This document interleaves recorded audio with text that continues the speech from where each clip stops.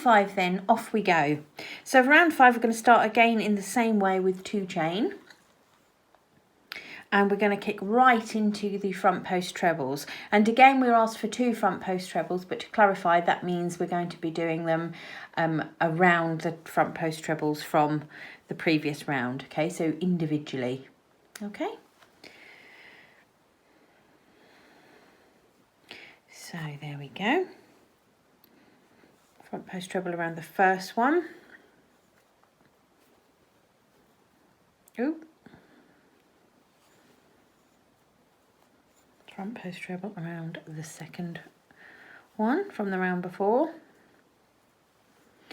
Okay, and now we're going to do 2 chain, 1 and 2, and then 3 trebles. So just a quick explanation with the trebles. We're going to put 1 into that chain space, 1 into the top of the treble from the previous round, and 1 into that chain space. Okay, so just a quick explanation where they sit. So 1 treble into the chain space, 1 into the top of the treble,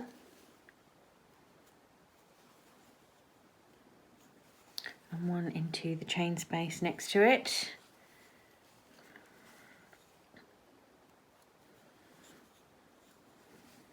Okay, 2 chain in the other side,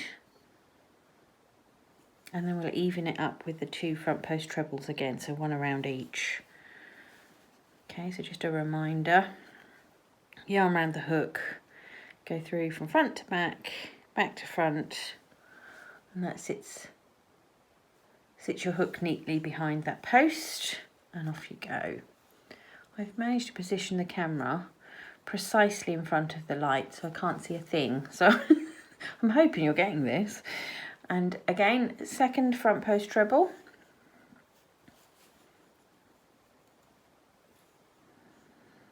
Okay, and we've complete our first repeat by making 2 chains. So our repeats are getting a bit longer now, aren't they? So let's take the hook out there and have a little look at it. So we've got our 2 front post treble to begin with, 1 around each of the front post trebles from the round before, and you can really see now how those stitches look like they're just extending up and up and up, can't you? Very clever.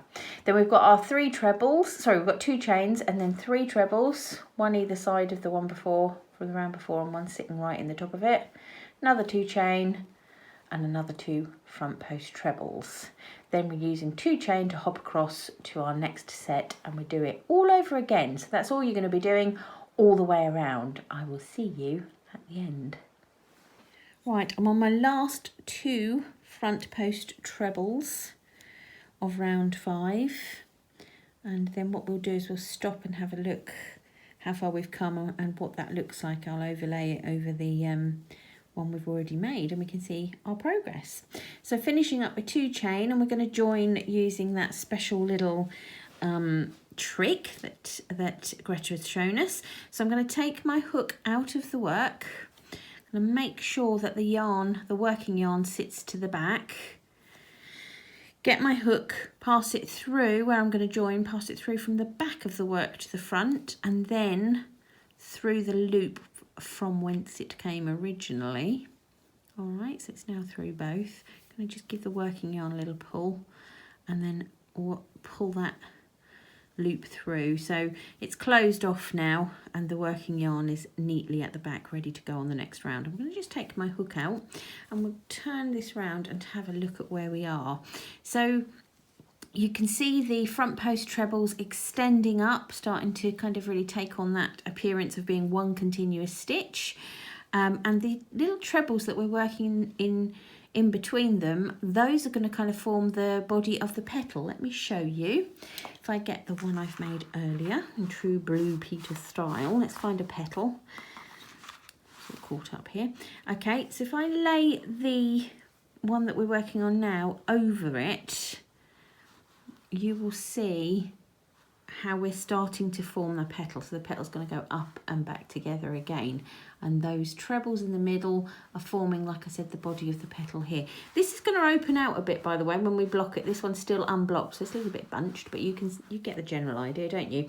And between the petals we've got the these bars forming, and in between our petals as we work, you will see there's some very pretty work coming up on that part too.